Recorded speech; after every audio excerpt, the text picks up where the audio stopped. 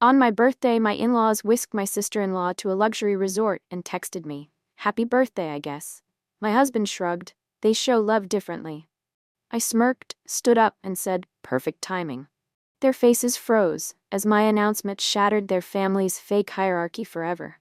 My phone buzzed against the kitchen table as I sat alone with my birthday breakfast. One new message. I tapped the screen, my coffee halfway to my lips. "Happy birthday, I guess. Having caviar with Vanessa at Lakeside Resort." My stomach dropped. The coffee mug froze midair as my Instagram notifications lit up simultaneously. 17 new photos of my in-laws at the $1,000 per night lakeside bungalows with my sister-in-law, their faces glowing with genuine happiness I'd never seen directed at me. I caught Vanessa's expression in one photo. Something flickered behind her perfect smile, a momentary tightness around her eyes that seemed oddly familiar. Before I could analyze it, the front door clicked open. James walked in, took one look at my face, and immediately sighed, that particular sigh he'd perfected over 5 years. Half sympathy, half impatience. "They show love differently," he said, the words worn smooth from repetition. I set down my mug with surprising steadiness as something crystallized inside me. My lips curved into a smile that made my husband step back. "Perfect timing for what I've been planning," I whispered, reaching for the hidden champagne bottle I'd bought myself. The cork popped with a sound like freedom. 5 years of memories flashed through my mind, like a brutal highlight reel. My wedding day. Eleanor, my mother-in-law, adjusting my veil with cold fingers, whispering, "I always pictured James with someone more accomplished." Her smile never reaching her eyes.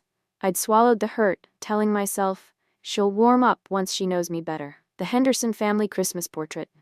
Richard positioning me at the edge, easily croppable, while Vanessa stood centered beside James. "Family balance," he'd explained. I'd nodded and smiled, ignoring the voice inside asking, "Why am I always the one out of balance?" Last Christmas morning, Vanessa unwrapping a Chanel purse while I received lavender bath soap from the mall. "We didn't know what you'd like," Eleanor had said, despite my Amazon wish list they'd requested. I'd caught Vanessa's gaze briefly, a flash of discomfort quickly masked. Through it all, James chose peace over confrontation, comfort over courage. "That's just Mom's way," or "Dad doesn't mean anything by it." Each time I buried my hurt deeper, convinced that patience would eventually earn me belonging.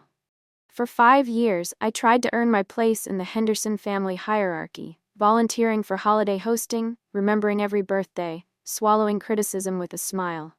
Each compromise chipped away at something essential inside me, a slow erosion I barely noticed, until I received a phone call that changed everything.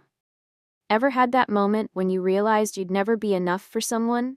Drop a if you've been there.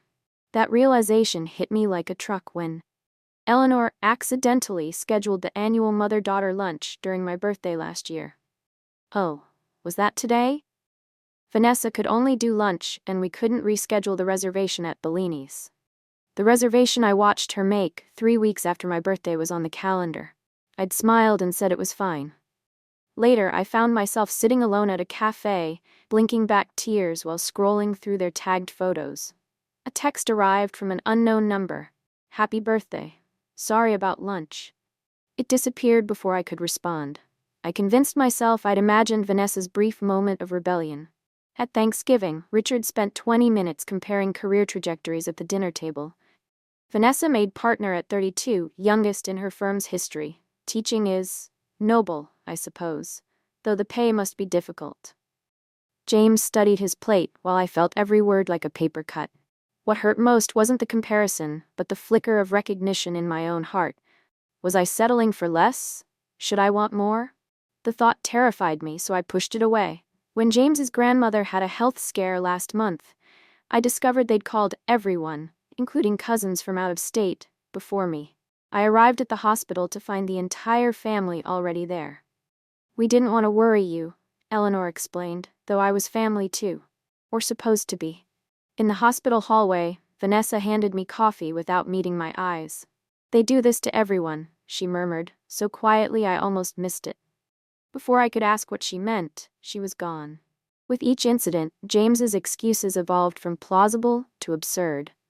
Mom's memory isn't what it used to be, became, they're from a different generation, became, that's just how they are. Something inside me finally snapped when my phone rang with an unknown number that would change everything. Is this Catherine Henderson? This is Headmaster Collins from Westlake Academy. Your curriculum development work has caught our attention. We'd like to discuss our head of education position. My heart raced as he described the role, my dream job at a prestigious private academy. Then came the catch. We're located in Mapleton, about 3 hours from your current position. 3 hours from the city. 3 hours from the Hendersons. My first instinct was to decline, to explain that my husband's family, my obligations, my place here. The words formed automatically, years of accommodation rising to my lips. But something stopped me. A question surfaced. When was the last time anyone accommodated me? On the morning of my 30th birthday, I woke to an empty bed and a generic card propped against the lamp. Happy birthday. Love, James. No plans, no special breakfast, just a hastily scrawled note about an early meeting. I made my own birthday coffee and scrolled through my phone to find sister-in-law Vanessa's resort photos already flooding social media. Surprise treatment best-in-laws. Eleanor and Richard beaming beside her at the luxury resort they'd once mentioned wanting to take us to, someday. In one photo, Vanessa's smile seemed fixed, her eyes darting sideways as if checking for approval. I recognized that look. I'd worn it myself for 5 years. Then the text arrived with a champagne emoji clearly meant for another conversation. Happy birthday, I guess. Having caviar with Vanessa at Lakeside Resort. When James returned that evening, he saw my expression and immediately defaulted to a standard response. They show love differently. For the first time in years, I laughed, a genuine, unrestrained sound that made him step back in confusion. The sound surprised even me, breaking through layers of careful restraint. That's when I decided to light the match I'd been holding for 5 years. What would you do if you realized the people who should value you never would? The moment I knew was when I looked at my husband and saw his parents staring back at me. Can you show me the master bathroom again? I whispered into my phone, locked in our guest bathroom, while the weekly Henderson family dinner continued downstairs. On my screen, a real estate agent walked through a stunning Victorian in Mapleton. The previous owners just renovated. Clawfoot tub, heated floors. I muted myself to avoid detection as Eleanor's voice carried up the stairs. James says Catherine's been distracted lately, probably realizing teaching was a mistake. I told him she wasn't career material. A soft knock at the bathroom door made me jump. Just a minute, I called, quickly ending the call. Vanessa stood in the hallway, her perfect composure slightly cracked. They're talking about you again, she said simply. Before I could respond, she added, they do it to me too, just differently. She walked away before I could process her words. That night, I accepted the Westlake Academy position without discussion. The next day, I contacted my bank about accessing my grandmother's inheritance, money I'd been saving for the right moment. This was it. Holy shit, you did what? Mia spilled coffee across her kitchen counter when I revealed my plans 3 days later. Her eyes widened to comic proportions as I laid out each detail. Her shock transformed into a slow, spreading grin. Holy crap, you're finally choosing yourself? She grabbed paper towels for the spill, adding, can I have your kitchen appliances when James murders you? I surprised myself with a calm smile. He'll have to find me first. Richard's birthday dinner was in 3 days, the perfect stage for my announcement. Absolutely not that one, Mia declared, tossing another outfit onto her bed. Too apologetic. You're not interviewing for their approval anymore. We'd transformed her apartment into command central. Empty takeout containers and wine glasses surrounded us as we prepared for battle. Try the navy dress with the red heels. Power colors.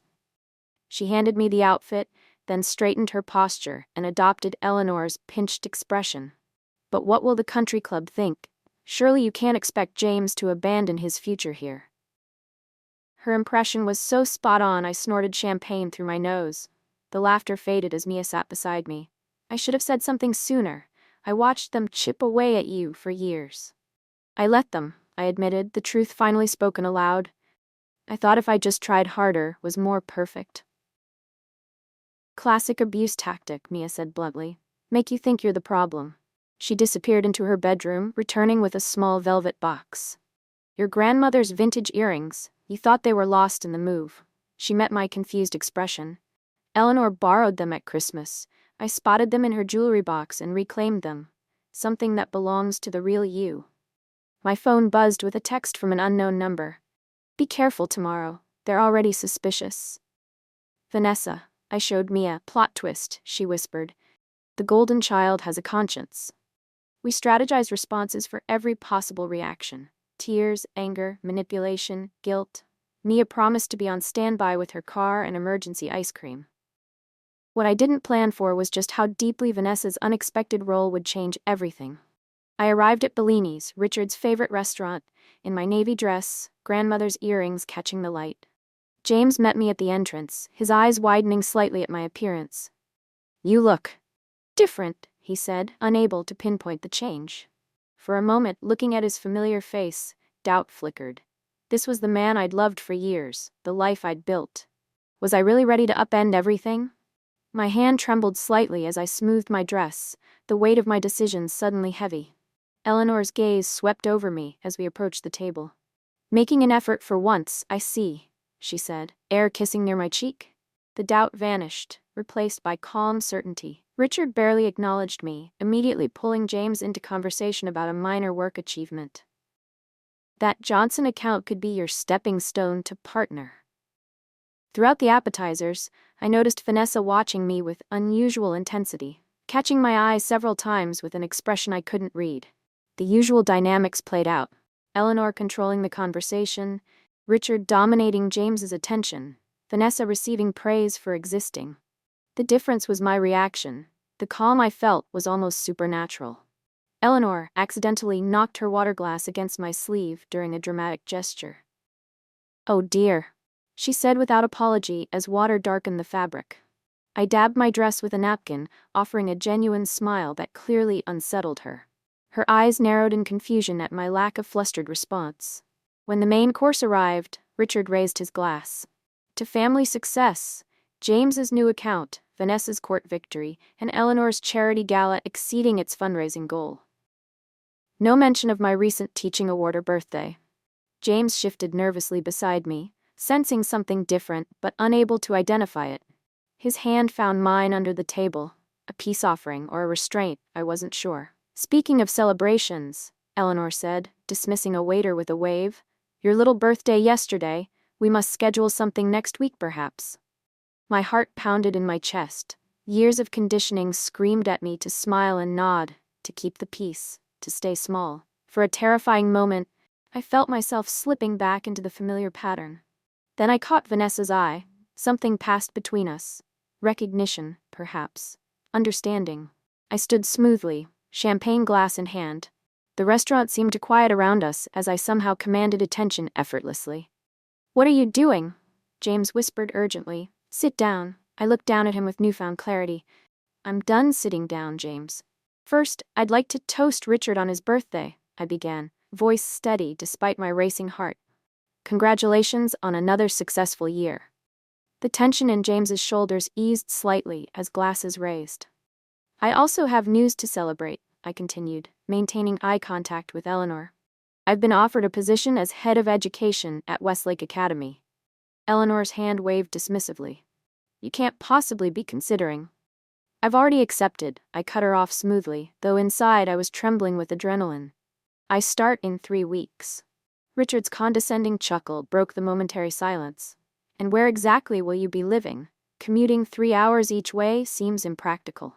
For a split second, I faltered. The practiced words caught in my throat as decades of conditioning, be polite, don't make waves, know your place, threatened to overwhelm me. Eleanor's satisfied smirk began to form, sensing weakness. Then I remembered my grandmother's words, your life is too precious to spend it making yourself small. In the Victorian on Maple Street, I replied, taking a sip of champagne to steady myself. I closed on it yesterday. James's head snapped toward me. With what money? I turned to face my husband fully, seeing him clearly perhaps for the first time. Grandmother's inheritance. I've made my choice. Now you have 3 weeks to make yours. From the corner of my eye, I saw Vanessa's champagne glass raise slightly in a subtle toast, her eyes bright with something that looked remarkably like hope. Eleanor's face drained of color as control visibly slipped from her grasp. Richard's carefully maintained mask cracked to reveal genuine anger beneath. James sat frozen between worlds, his expression suggesting he was seeing me clearly for the first time. I placed a house key on the table between us. Your move, James. Eleanor recovered first, years of social training kicking in. She's clearly having some sort of breakdown, she announced to the table, then lowered her voice to address nearby diners. Teaching stress, you understand. I calmly produced a folder from my purse, laying out contracts and the house deed. All finalized. My credentials and experience earned me this position, just as my savings and inheritance secured my home. Richard's jaw tightened as he turned to his son. James, handle your wife.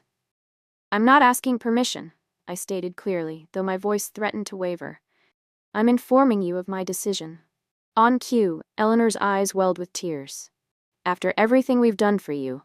I learned from the best, Eleanor. I replied evenly. 5 years watching you manipulate everyone prepared me well. Vanessa's surprised laugh was quickly stifled behind her napkin. James finally found his voice. You can't just decide this without me. I met his gaze directly, feeling a complex mixture of love, disappointment, and resolve. I just watched you decide our entire marriage without me. Standing to leave, I adjusted my grandmother's earrings. Friday is your deadline, I'll be at Mia's until then. I walked out with measured steps as the family sat in stunned silence. Restaurant patrons poorly disguising their interest in the unfolding drama. James caught up to me in the parking lot. Cycling through emotions like flipping channels, anger, confusion, pleading. They'll cut me off completely, he finally admitted, the real fear emerging. That's exactly what I'm doing too, I replied, my calm unnerving even myself. Over the next 2 days, Eleanor's voicemails evolved from concerned, we're worried about your mental health, to threatening, you're destroying James's future. Richard's text was more direct. Family financial discussions are being reconsidered. Think carefully about your next steps. The most unexpected development came on the second evening at Mia's apartment. Vanessa standing in the hallway, looking uncharacteristically uncertain. Mia positioned herself protectively beside me as I opened the door. A tense moment passed before Vanessa spoke. I've wanted to escape them for years, she admitted quietly, but never had your courage. Over coffee, a surprising alliance formed between former rivals as Vanessa revealed the extent of her parents' manipulation. How they deliberately positioned us against each other, feeding her information about my jealousy while telling me about her superiority. They need to control everything, she explained, including who belongs in their family and how. Why now? I asked. Why help me? Vanessa stared into her coffee. That day at the hospital, when you were the only one who asked how I was feeling instead of what the doctor said about Grandma, I realized you were the only real person in this family. James disappeared for 3 days. No calls, no texts. Then he appeared at Mia's door with a single question. Is there room for my books in the new house? Behind me, Mia broke the tension with an exaggerated victory dance that made even James smile. What's the bravest thing you've ever done for yourself? Was it worth the fallout? 3 weeks later, I found out exactly what courage costs and pays. 1 month later, I arranged framed diplomas in my new home office, the Victorian's morning light streaming through stained glass windows. James worked downstairs, setting up his remote workspace after negotiating a partial work-from-home arrangement. The transition wasn't seamless. James started therapy to address family patterns he'd normalized his entire life. I adjusted to a leadership role that challenged and fulfilled me daily. Our relationship with the Hendersons transformed through necessary pain. Eleanor initially refused contact, then launched calculated attempts to regain control. Surprise visits, financial gifts with strings, health concerns requiring immediate attention. Richard, surprisingly, was the first to adapt. During a tense phone call, he offered gruff acknowledgement. Takes backbone to do what you did. Didn't think you had it in you. Vanessa's own boundary setting began with smaller steps. Declining weekly dinners, purchasing a condo without parental approval, dating someone Eleanor deemed unsuitable. The family hierarchy permanently altered. Sunday dinners became optional, not mandatory. Holiday obligations were negotiated, not assumed. When Eleanor demanded our presents at Thanksgiving, James spoke the words I never thought I'd hear. "We've made other plans this year, Mom. We'll visit the following weekend." The silence on the phone was deafening. Our first holiday in the new house featured people who genuinely supported us: Mia, my parents, Vanessa and her new boyfriend, colleagues who quickly became friends. The photos showed genuine smiles, not carefully arranged facades. During Eleanor's boundary testing call last week, James took the phone from my hand. "That doesn't work for us, Mom," he said firmly. "We'll let you know what we decide." The family I fought so hard to join wasn't worth having. The family we're building now is. My phone buzzed with Eleanor's text. "Richard's birthday dinner is mandatory family tradition. Your absence would devastate him." Before I could respond, James took the phone and typed, "We'll send a gift. Enjoy your evening." Sometimes the most loving thing you can do is shatter a family's fake hierarchy. Not out of malice, but necessity. Eleanor and Richard are still learning that respect isn't automatic. It's earned through genuine care, not obligation or control. The day they whisked my sister-in-law away became the day I found my way back to myself, and that's a birthday gift worth celebrating.